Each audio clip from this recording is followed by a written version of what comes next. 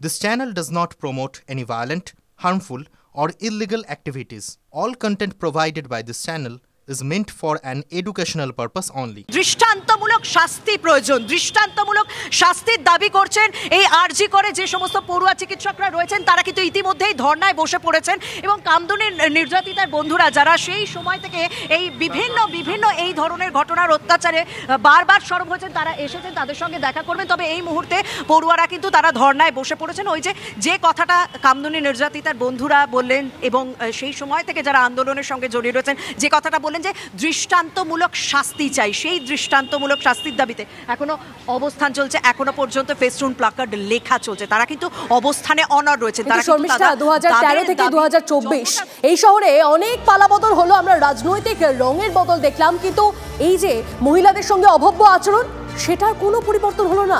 ফের একটা প্রাণ ঝরলো, ফের তিলোত্তমার নৃশংসভাবে মৃত্যু হলো, তাকে খুন করা হলো আমাদের এই প্রাণের শহর কলকাতায়। কিন্তু এই তিলোত্তমা কাণ্ডের জের শহরে মহিলা নিরাপত্তা আরো জোরদার করলো কলকাতা পুলিশ।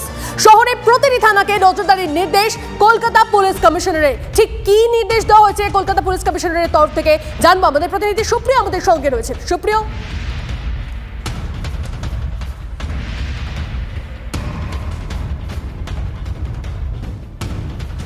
কথা বলবো আমাদের প্রতিনিধির সঙ্গে। তবে আপনাদেরকে জানিয়ে রাখি ওই এলাকায় ঠিক কি ধরনের অপরাধ হয় সেই রেকর্ডে নজর রাখার কথা বলা হয়েছে। মহিলা নিরাপত্তায় অপরাধ প্রবণ এলাকা চিহ্নিত করতে হবে এবং আপনাদেরকে জানিয়ে রাখি ওই সমস্ত এলাকায় পুলিশ মোতায়েন আরো বাড়াতে হবে। নজরদারিতে উইনার্স ও মহিলা পুলিশকে কাজে লাগাতে হবে এমনটাও জানানো হয়েছে। আর ঠিক কি বলা হয়েছে পুলিশের তরফ থেকে জানবো। আমাদের প্রতিনিধি সুপ্রিয় আমাদের সঙ্গে রয়েছেন। সুপ্রিয়, দেখো, আরজি করের যে ঘটনা সেই ঘটনার পর কলকাতা পুলিশ কমিশনার তিনি কিন্তু বেশ কিছু নির্দেশিকা ইতিমধ্যেই কলকাতা পুলিশের যারা হায়ার অফিসিয়াল রয়েছেন তাদেরকে দিয়েছেন এবং তাদের মাধ্যমে সেই নির্দেশ যাতে প্রত্যেকটি থানাতে পৌঁছে যায় তেমনটাও কিন্তু জানানো হয়েছে। এবং সেক্ষেত্রে কি নির্দেশ দেওয়া হয়েছে যেটা অত্যন্ত তাৎপর্যপূর্ণ, কলকাতা পুলিশ কমিশনের তরফ থেকে যে নির্দেশ দেওয়া হয়েছে সেখানে কিন্তু স্পষ্টভাবে যেটা বলা হচ্ছে যে শহর কলকাতার মহিলা নিরাপত্তায় একদিকে যেমন জোর দিতে হবে তার পাশাপাশি অপরাধ প্রবণ যে সমস্ত এলাকাগুলো রয়েছে সেই সমস্ত এলাকাগুলো চিহ্নিত করতে হবে। অর্থাৎ যে সমস্ত এলাকাতে আগে কখনো কোনো অপরাধ সংঘটিত হয়েছিল, অপরাধ হয়ে থাকলে কি ধরনের অপরাধ হয়েছে সেই সমস্ত বিষয়গুলো আইডেন্টিফাই করে বা তথ্য সংগ্রহ করে সেই অনুযায়ী সেখানে অতিরিক্ত পুলিশ মোতায়েন করতে হবে এবং তার পাশাপাশি কলকাতা পুলিশের যে মহিলা বাহিনী রয়েছে উইনার্স টিম, সেই উইনার্স টিমকে আরো বেশি করে কাজে লাগাতে হবে এবং কলকাতা পুলিশের যারা মহিলা কর্মী রয়েছেন তাদেরকেও আরো বেশি ভাবে যাতে অ্যাক্টিভ করা যায়, তারা যাতে আরো তৎপর হন এমনও কিন্তু নির্দেশ কলকাতা পুলিশ কমিশনারের তরফ থেকে দেওয়া হয়েছে।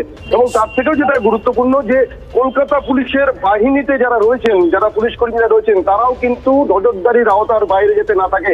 কারণ এই আরজি করের ঘটনায় কিন্তু একজন সিভিক ভলেন্টিয়ার তিনি কিন্তু অভিযুক্ত সঞ্জয় রায়, আর সেই জায়গা থেকে যাতে কলকাতার পুলিশ কর্মী বা পুলিশ বাহিনীতে যারা রয়েছেন তারাও যাতে নজরদারির মধ্যে থাকেন, তাদের দ্বারাও যাতে কোনো রকম কোনো অপরাধ সংঘটিত না হয় সেদিকেও যাতে নজর রাখার জন্য বলা হয়েছে। এমনকি সরকারি হাসপাতাল থেকে শুরু করে কড়া পুলিশ বোঝা যাচ্ছে। সুপ্রিয়, আপাতত তোমাকে ধন্যবাদ।